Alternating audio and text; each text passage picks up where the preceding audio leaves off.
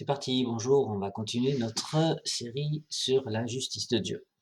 Donc on en est à la troisième partie. En première partie, on a vu comment fonctionne l'élection, la prédestination et comment on arrive au salut. Et en deuxième partie, on a commencé à voir comment on peut être rayé du livre de vie, perdre son salut.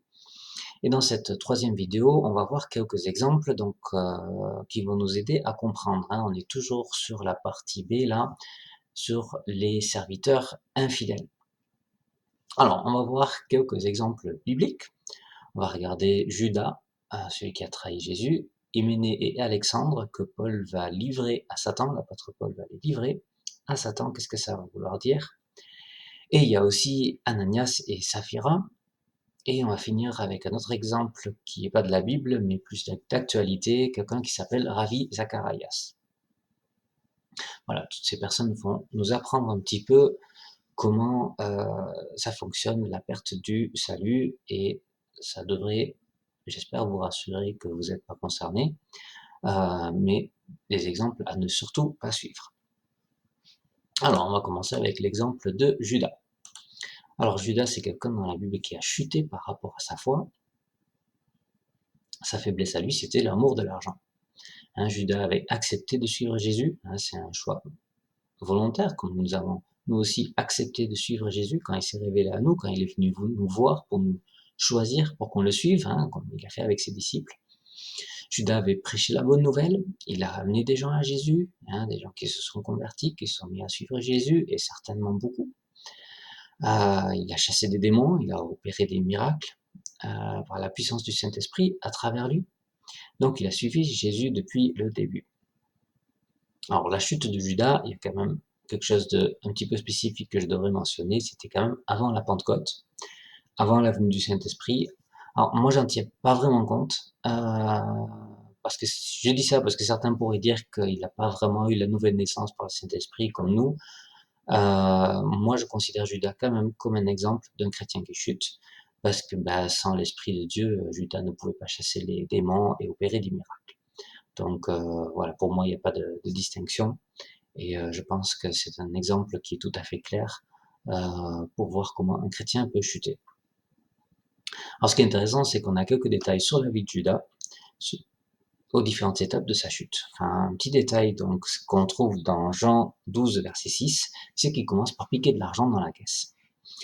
Donc on voit là que Judas, c'est le trésorier de l'équipe missionnaire, et on peut imaginer qu'il a piqué juste un petit peu au début, dans la caisse, et puis peut-être un peu plus encore, et au final, tout tourne de plus en plus autour de l'argent pour lui. On voit ses commentaires, on voit comment il pense, et l'argent, au final, il a trahi Jésus pour l'argent. Alors ce n'est pas piqué une fois dans la caisse qui a causé la perte du salut de Judas. Mais Judas, il n'a pas été vigilant, il ne s'est pas repenti, il a laissé le péché s'installer dans sa vie, il a laissé le péché dominer sur lui. Et donc finalement, son amour pour l'argent est devenu plus grand que son amour pour Jésus. Et il décide de servir son nouveau maître, l'argent, plutôt que Jésus. Ça montre que nous avons une grande responsabilité avec les révélations que nous avons reçues. Judas, il a vu Jésus, il a marché avec lui, il a constaté de lui-même, de ses yeux, tous les miracles. Combien d'hommes de Dieu auraient voulu être à sa place. La responsabilité de Judas est d'autant plus grande qu'à cause de cette révélation qu'il a reçue, Judas, il aurait dû comprendre ces enseignements de Jésus, qu'il fallait se battre contre la tentation, contre le péché, et avoir foi en Jésus. C'est quand même quelque chose que Jésus essaye souvent d'enseigner à ses disciples. Alors, je fais une petite parenthèse. Vous connaissez probablement l'histoire de Narnia, de l'auteur C.S. Lewis. Dans cette histoire, il y a un jeune garçon, Edmund, qui est le traître, qui va trahir le lion Aslan, et au final, lui, il est sauvé. C'est une jolie histoire. Et si on réfléchit un peu par rapport à la Bible, on pourrait se dire, mais pourquoi Judas, au final, il n'a pas été sauvé? Est-ce que Dieu n'aurait pas pu sauver Judas? Parce que ça aurait changé quoi finalement au message de l'Évangile? On aurait pu trouver ça magnifique si Judas avait lui aussi été sauvé et pardonné. Mais c'est pas le cas. Oui, parce qu'on pourrait se dire, après tout, on est tous coupable de la crucifixion de Jésus. Jésus, il est mort pour nos péchés, à chacun d'entre nous, de chacun d'entre nous. Donc, nous sommes coupables du fait que Jésus soit obligé de venir, même si lui s'est offert volontairement en donnant sa vie pour nous. Alors, voilà ce qu'on voit dans Matthieu, ce verset que j'ai affiché là, Matthieu 27, Judas, il s'est repenti. Il a compris qu'il a été condamné et il a cherché à se repentir. Il se repentit. Et il va même essayer de réparer son erreur. Il ramène des pièces d'argent. Il va dire publiquement, ouvertement aux pharisiens, j'ai péché, j'ai livré le sang innocent. Mais son repentir n'a pas pu être accepté. Alors pourquoi?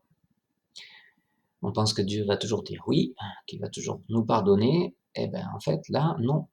Judas, il s'est repenti, mais il n'a pas été pardonné. Pourquoi? Parce que Judas a commis ce péché impardonnable. Ce péché impardonnable, c'est le blasphème contre le Saint-Esprit.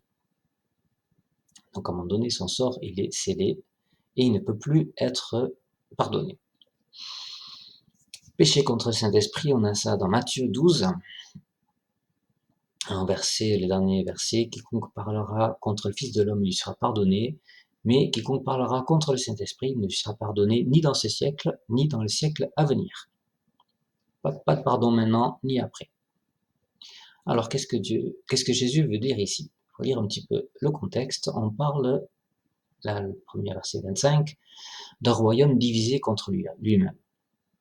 Ça, c'est pas possible. On ne peut pas être une maison, un temple du Saint-Esprit et être divisé contre lui-même. Si on est pour Jésus, on ne doit pas pour se battre contre Jésus. Si vous avez reçu le Saint-Esprit et que vous êtes contre Christ, vous êtes cette maison divisée contre lui-même et vous ne pouvez plus faire partir de corps de Christ. Le temple, il n'est plus là. La maison, elle n'est plus là. La maison ne peut plus subsister.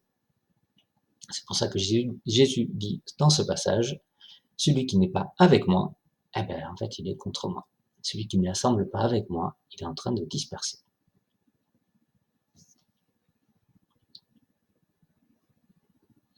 Et c'est le cas de Judas, hein, clairement. Judas va avoir le désir de livrer Jésus. Il est contre Jésus. Donc on avait vu les trois piliers de comment rester, comment demeurer dans le salut que Dieu a prévu pour ses élus. Judas a arrêté de se confier en Christ, hein, et il ne continue pas cette vie de repentance qu'on est censé avoir en tant que disciple de Christ. C'est pas qu'il a oublié de se repentir ou qu'il a attendu un peu trop de se repentir. C'est le Saint-Esprit, il nous invite continuellement à nous repentir de nos péchés. Et à un moment donné, Judas, il va refuser de se repentir. Le Saint-Esprit t'invite à te repentir et Judas, il le refuse. Donc, il dit non au Saint-Esprit. Et c'est ça le blasphème. On voit Judas en mode critique de plus en plus, quand Marie va oindre les pieds de Jésus dans Jean 12. Judas ne fuit pas le péché, il continue là-dedans, de plus en plus, il cherche son gain personnel, ça prend de plus en plus d'importance. Et donc, en fait, là, il fait naufrage par rapport à la foi, il blasphème contre le Saint-Esprit quand il a pris la décision de livrer Jésus, en proclamant donc devant les pharisiens qu'il veut livrer Jésus, qu'il est donc contre Jésus. Et à partir de ce moment, impardonnable pour ce péché. Il ne pourra pas être pardonné ni maintenant ni après. Et donc Jésus dira de lui, il aurait mieux fallu qu'il ne soit jamais né. Alors on va voir après la condamnation des méchants du monde, ça sera la quatrième partie.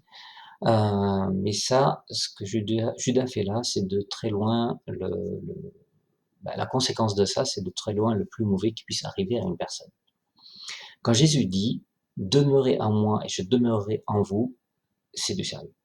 Il faut que nous demeurions en Christ. La persévérance dans la foi n'est pas une option pour le chrétien. Hein, il faut persévérer. Quand on a cette chance de faire partie des élus, il n'y en a pas beaucoup des élus. Hein. Dieu nous a choisis, nous, et pas les autres. Quand on a la chance de faire partie des élus, il faut qu'on paye le prix de cette persévérance, hein, ce sacrifice qu'on doit faire pour continuer de suivre Jésus, se charger de sa croix, persévérer jusqu'au bout. Ce n'est pas une option. Alors, un autre exemple pour expliquer quoi faire de ce genre de personnes. Alors, 1 Timothée 1, 19 et 20. Cette conscience, quelques-uns l'ont perdue, ils ont fait naufrage par rapport à la foi. On a vu ce verset déjà. De ce nombre sont Hyménée et Alexandre que j'ai livrés à Satan, afin qu'ils apprennent à ne pas blasphémer. Alors, on parle encore du blasphème ici, et c'est bien le blasphème contre le Saint-Esprit. Pourquoi? Parce qu'ils ont fait naufrage par rapport à la foi. Hein. Ils ne demeurent plus en Christ, et il faut comprendre, ces personnes, ils ne se considèrent pas eux-mêmes comme apostats. Ils restent dans l'Église, ils veulent même rester dans l'Église, ce sont des gens actifs dans l'Église, mais en fait, ce sont souvent en fait, des loups qui sont en train de détruire les ministères. Vous connaissez peut-être des exemples personnels. Ces personnes-là, il faut les livrer à Satan, c'est-à-dire les excommunier. Ce n'est pas un gentil accompagnement qu'on va faire, on ne va pas les accompagner, on ne va pas prier pour eux, on ne va pas appeler un coach, un accompagnateur. Ces personnes-là, il faut les mettre à la porte et tout de suite. Il faut les faire partir de l'église locale et il faut y aller franchement parce que ce sont des destructeurs du troupeau de Christ. Et je vous invite à lire l'épître de Jude qui va parler de ce genre de personnes. Je vais vous laisser lire ce chapitre, on ne va pas le voir ici. Mais il est quand même particulièrement violent et c'est spécifiquement pour ces gens qui sont en train de vous pourrir la vie d'église. Ce passage dit quand même qu'il faut il faut avoir du discernement. C'est du cas par cas. Hein, là, je suis en train de parler des cas les plus graves. C'est pas forcément le cas le plus grave pour tout le monde. Donc, Jude là, il dit reprenez les uns, ceux qui contestent, sauvez-en d'autres en les arrachant du feu. Il y a encore de l'espoir. Pour d'autres, ayez une pitié mêlée de crainte, haïssant jusqu'à la tunique souillée par la chair. Alors ça, c'est violent aussi. Hein. On ne va pas toucher leurs vêtements. On ne va avoir aucun lien avec ce genre de personnes. Et ça, c'est quelque chose que j'ai eu dans mon expérience personnelle, où j'ai en dégoût même les objets qui ont appartenu à ces personnes-là. Et j'avais cette conviction avant de vraiment comprendre ces versets, avant de trouver ces versets, et de les comprendre, je voulais avoir aucun lien même avec des objets qui avaient appartenu à ces personnes-là. Alors, une dernière chose sur Hyménée et Alexandre, c'est un couple. Et ben, ça arrive de temps en temps, comme ça, qu'on a un couple, l'un entraîne l'autre dans sa chute. Alors, il peut y avoir différents cas de figure pour les couples, hein, c'est pas forcément toujours le cas que les deux sont en train de chuter ensemble, mais ça peut arriver comme ça. Voilà. Un autre exemple, Ananias et Saphira. Donc, vous connaissez cette histoire dans Actes. Ils sont allés jusqu'à vendre un champ et ils vont dire que toute la récolte est pour le ministère, alors qu'ils en gardent une partie. Pourquoi ils font ça? Qu'est-ce qu'ils gagnent en faisant ça? Ils sont en train de s'acheter la reconnaissance de l'Église. Et c'est tellement important pour certaines personnes d'être bien vues aux yeux des autres chrétiens, aux yeux de l'Assemblée. Judas, on a vu son faible, c'est l'argent. Pour d'autres, ça va être les tentations sexuelles. Pour Ananias et sa femme, c'est le besoin d'être plus que les autres. Le besoin d'attention, le besoin de reconnaissance.